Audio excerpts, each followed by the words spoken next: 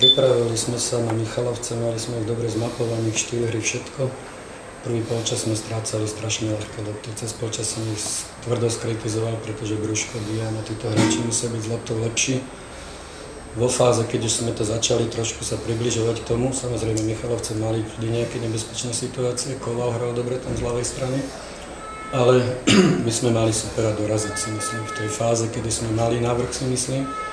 No a potom sa stane jedna ľahko vážna chyba na polke ihriska a Serečín je hráč, ktorý tieto situácie vie zvládnuť, ale je to chyba pozičná, pretože na neho sme sa tiež pripravili, že je to ten typ, ktorý vie ten gól dať. Takže mrzí nás remíza, ale poviem otvorene, že keby to skončilo remízou, na vývoji druhého polčasu možno by sme boli nespokojní. Teraz máme 0 a ideme ďalej.